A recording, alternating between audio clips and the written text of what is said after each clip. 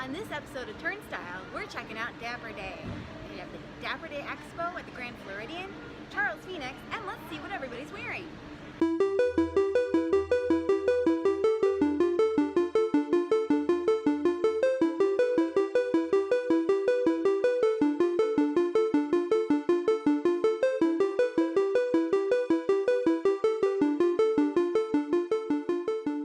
We spent a decent amount of time in the park during these Dapper Days. But this is the first time they've done this expo here at the Grand Floridian.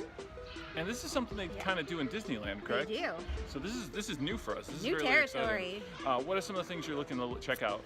Well, you know I love dresses, and I heard that Pinup Girl clothing is going to be here. Greased Rags clothing is going to be here, and Retro Mended is another one. I don't have any like these. Those are cool. I know. It's cool, right? It's really cool. So cute. I know. And where do these all come from? Are these like official Dapper Day stuff? Or, okay, so this is all official Dapper Day. Dapper Day merchandise. Very cool. So where's this all from? This is Retro Mended, which is a local Orlando shop that sells amazing vintage stuff. And it's all really good quality. This is actual vintage, so it's all different pieces, all different sizes. And when you find that right piece, buy it. So that's pretty cool that we have some local retailers. We have, as you said, Pinup Girl, who is not a local one, but it's coming all the way out here with some of their cool stuff. Here's some of the new prints they've got for Dapper Day. See the lobster again. Here's the other pattern. It's really pretty. I like that one a lot. There's almost kind of there's a lot of nautical stuff going on this year. Yeah. So this is part of the Charles Phoenix collection. The dress. Got a bolero that goes with it. And then very cute. Oh wait, there's more. That's another one from the collection. This one I think is my favorite. This is all from Pinup Girl clothing. Are you all having a wonderful day so far? Yes. Good. We are so excited to be here and have the Dapper Day Boutique for the first time ever here. We are just over the moon about it, and we are particularly excited about this particular presentation. Charles is so charismatic, he is so charming. We are just overjoyed and over the moon to have him in Florida doing a show about California. So, without further ado, the man, the legend, Charles Phoenix. Here he comes. Good evening and welcome, ladies and gentlemen, to the Grand Floridian Resort in Walt Disney World in Orlando Land. That's what I call it, Orlando Land, you guys. You think anyone would be mad? No. Yeah, I thought it was going to be like Disneyland, which is plunked right in the middle of Anaheim, surrounded by everything. I had no idea that when you arrived at Disney or Walt Disney World, that it was going to be like you're on another planet. Like Disney Planet. Planet Disney. I know. In the future, you mark my words, there will be a planet when we do interplanetary travel. They'll buy a whole planet and the whole thing will be Disney Planet. Won't that be? I know. Now, it did say the Retro Disneyland slideshow, Retro Disneyland. The slides that you're about to see of Disneyland were taken by real tourists there in the 50s and 60s.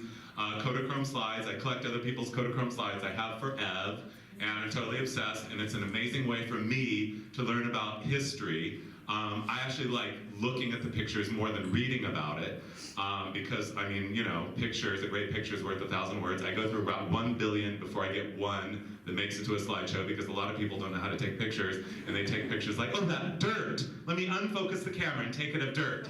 And so I go through a lot of that, but anyway, the ones you're going to see are some of my favorites all-time of Disneyland. I usually wear a fez while I sort through my slides and everything at the light table. Occasionally, I'll put on the old ears. And by the way, I don't know who the pattern maker is for the actual head part of it, but I could get caught in a typhoon and they would not blow off my head. It's like they're Velcroed on, but they're not. It's unbelievable, I know. That way you can ride them on any ride and no fear of, whoosh, oh no. There they go. Oh well, if they do, you can buy another pair. Yes, ladies and gentlemen, here it is. Up north in the middle, you see Main Street, USA. You can see the hub in the middle. On the upper right, you see Adventureland there with all the trees. Coming around on the right, you can see the Mark Twain boat in Frontierland. Coming around, you see the original Dirtland. There's Orange Grove Land. Right above Orange Grove Land is, of course, Fantasyland. Then on to the left there, we have Grassland. I know, how much do we love Grassland, you guys? Oh, and then, of course, the original Tomorrowland, and up top, the original Carsland. I know. Yes, ladies and gentlemen, you have arrived at Disneyland. The first theme park known to the world. It was completely original and unique in 1955 when Walt Disney built it. It was his brainchild, and behold the glory. It is a masterpiece. It is a juggernaut of pop culture in every way. Make no mistake about it. And it had a baby. And we're in it right now. I know. But anyway, where do we begin? How much do we all seriously right now are like fighting hypnotization over the sign? Isn't it gorgeous? Don't you love the reverse colorway of having to put those blocky letters on there and then the back side of them become a color? That's creative design genius. Well, guess what? We're going in right now. We are here. Yes, this slide was marked my cousin Bernie from Germany. The year, 1987. Bernie, is that an ice cream in your hand? What do you got there? It doesn't matter because I can't see what's in your hand because I'm too busy trying to focus on not one but two plaids. Bernie is just a half a step away from being completely dapper. Yes, it is fine to do plaid on plaid, don't you think? I know. Anyway, but we're not talking about the year of 1987 at Disneyland right now. We're talking about 77, 67. We are talking about 1957, and here we are. Standing in that same spot, this is the original Tomorrowland when it was actually promoted as the world of 1967.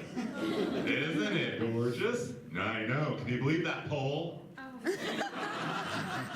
Those people are like, I want to get a picture of that pole. I know, and the two mother and son, sorry. The mother and son are like going like, that is such an amazing pole. I can't believe it. And I'm going, look at American Motors, Sir Carrama on your left. That was the precursor to my second all-time favorite attraction in Disneyland, which was America the Beautiful, which was 9 screens in the round, and you leaned up against these rails that were in rows, and you saw this like 20-minute movie about the United States and all of its iconography and everything, and it made me so proud as a child to be an American because they played America. They sang the song America the Beautiful and all this, and it was just unbelievable. Sorry, I had to sing a little for you there. And here is the picture-perfect place to pose in all of Tomorrowland. This is the TWA Rocket to the Moon man right there. Apparently they were predicting doom in the year of 1987. Oxygen bubble over the head. We have a neck brace, elbow pads, a computer around the waistline, heavy gloves, suspenders to hold that computer up, and knee pads. And the lovely young lady there, her name is Wally. I don't know why it just is. Brother David holding the mother's purse, the mother. And yes, ladies and gentlemen, welcome to Disneyland. Okay, you guys, here we are at the very heart, the foot of Main Street, on our way to the castle, which you see there up at the top. And we have 2 young men, Mr. Carshirt and Mr. Seersucker, powder blue with lipstick red trim. Anyway, of course, wouldn't you be too slightly distracted, like, look over here, son, I'm going to take your picture. No, there are so many things to look at. Where do we begin at the amount of distractions at Disneyland? I know. So, by the way, I love the fact that this is the #1 prime spot, the focal point in all of Tomorrowland, right there, that little patch of ground. Let's not pay any attention to the landscaping there. Let's just throw something you brought transplanted from home and a little fence there. Like, hope no one trips over it or whatever. I love that, don't you? I thought so. This is major. This is real. This is deep. How much do we all seriously love grandma and grandson? They're having a good time, but they're a little stiff. I call the grandmother quarterback. I love Minnie. I love someone put all that like orange rouge on her cheeks, and I love the fact she's one ear in and one ear out. I love the fact that she plucked her eyebrows and painted them way up high like Christina Aguilera. Don't you? I know. And if you like Minnie,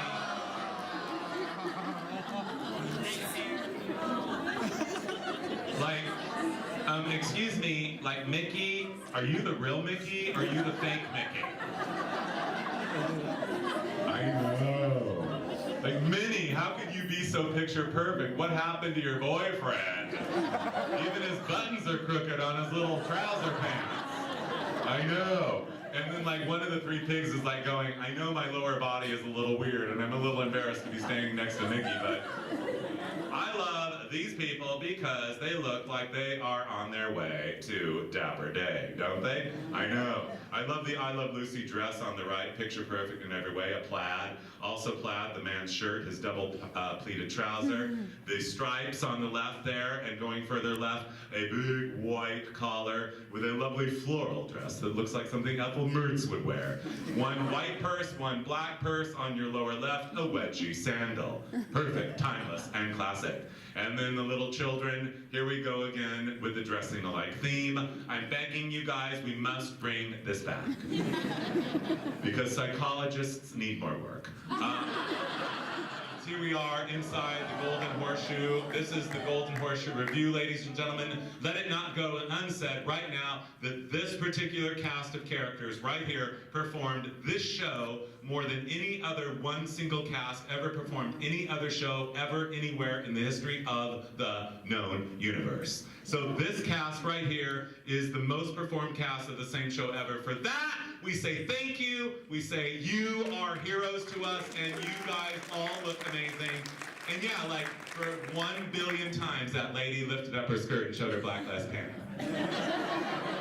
She was like addicted to it. Like 9 times. You love Exotica, no problem. You have arrived.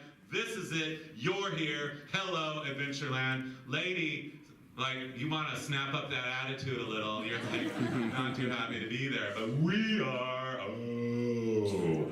How much would you seriously love just 5 minutes to race through and see all of those vintage things that are available for sale? The one thing that I do not see here that I distinctly remember as a child, they used to sell shrunken, can't even speak, sorry, I think I just had a mini stroke. They used to sell shrunken heads on, I know, and then you'd get one and take it home and everything and hang it in your room, and it was like, oh, I got a shrunken head. I know, it's unbelievable. Anyway, oh, and then the Tiki Gods, of course. I love this one with a lot of blue eyeliner swirling and whirling. I know, and yellow lip liner, how rare. But anyway, I love the fact that the people there, first of all, dressed in black like they're going to a funeral, except Miss Missy in the middle there, who wears a lovely dark floral print. But anyway, her friends pose like the tiki. Okay, fine. You want to go on? Okay, so the Jungle Cruise is one of the original attractions from 1955. It is still there to this day. And the one thing for sure that they are doing at Disneyland is on many of the older attractions, they just keep plussing them and plussing them and plussing them and plussing them. They keep that same style guide, but they just keep making it like more amazing and more amazing. And this ride has gone through this unbelievable metamorphosis where that jungle that when I was a little kid was kind of small, now it is really a jungle. After how many years old is Disneyland now? 63 years old. It is in really jungle form. So to ride this ride is absolutely amazing. This would be the Yangtze Lotus. I love the striped canopies with a scalloped edge, don't you? Well, anyway, they did away with those like 20 years ago or whatever. Here it is now, the centerpiece, the crowning touch, the iconic legendary landmark, Sleeping Beauty's Castle. Built in 1955, anticipating the movie that came 4 years later, of course. It was originally a walkthrough, and then, you know, I don't know, 20 years ago they said, nah, no more walkthrough, no one's going in anymore. But then about 10 years ago, somebody said, oh yeah, we should make it a walkthrough again, so you can walk through it again and see all these little dioramas and everything of Sleeping Beauty. It's pretty unbelievable, you guys would love it, of course. And how much are we loving the fact that Brad Pitt grew up a little bit and he already met Jennifer Aniston? I I know. There they are now. Yes, they are. But we're not talking about that. We are talking about this. Where do we begin? How much do we all, seriously, not joking around, love Fantasyland? Isn't it?